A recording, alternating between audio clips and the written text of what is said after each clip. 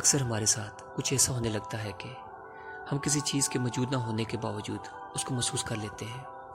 حقیقتاً اس چیز یا واقعے کا فی الفوراً ریالٹی سے کوئی تعلق نہیں ہوتا، لیکن ہم دیکھتے ہیں یہ واقعہ کچھ وقت کے بعد رونما ہو جاتا ہے۔ یہ انسان کی چھٹی حصہ ہے، کسی بھی نامعلوم واقعے کے ہونے سے پہلے اس کی خبر ہو جانا، یا ہمارے جسم میں ہمارے خیالات میں اس واقعے کے ہونے سے پہلے اس کی شدت کا محسوس کرنا۔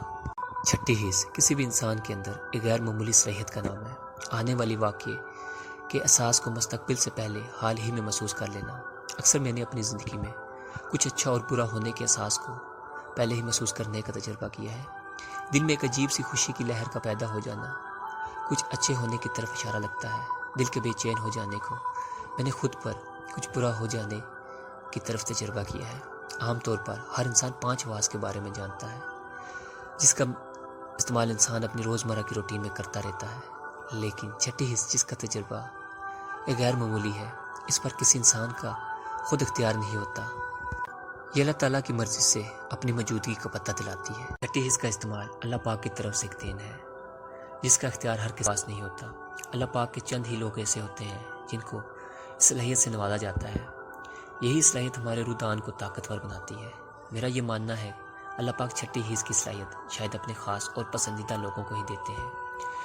جس انسان کا دل دوسروں کے لیے صاف ہوتا ہے، جو کسی کے ساتھ برا کرنے سے کتراتا ہو، اکثر انہی لوگوں کو خود کے ساتھ کچھ ہونے سے پہلے ہی اللہ پاک کی طرف سے اشارہ مل ہی جاتا ہے۔ چھٹی حص کچھ ایسے نامعلوم احساس کے گرد گھومتی ہے جو بظاہر ہماری زندگی سے ان احساسات کا تعلق نہیں ہوتا، لیکن حقیقت تو یہ ہے آنے والے وقت میں اس احساس یا فکر نے ہماری زندگی کا حصہ بننا ہوتا ہے۔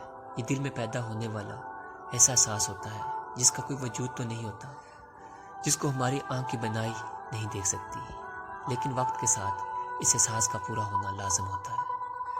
اکثر زندگی کے ایسے پہلو بھی اس احساس سے سامنے آ جاتے ہیں جس کے بارے میں عام حالات میں سوچنا بھی ناممکن ہے۔ یہ ایک ایسی نہ نظر آنے والی طاقت کا نام ہے جو ہمارے آس پاس موجود ہونے کے باوجود ہمیں دکھائی نہیں دیتی۔ میرے مطابق یہ روحانیت ہے۔ آنے والے وقت کا تجربہ اپنے دل میں پہلے سے محسوس کر لینا روحانیت ہی ہو سکتی ہے۔ اکثر زندگی میں تجربہ ہوا ہے کہ کچھ مجھ سے ایسا ہوا جس کا میں تصور ہی نہیں کر سکتا تھا، اور اس کے فوراً بعد کچھ ایسے واقعہ رونما ہو جانا جو بہت بڑے نقصان کی وجہ بن سکتا تھا۔ اس طرح کے واقعات کو ہی چھٹی حص کہتے ہیں۔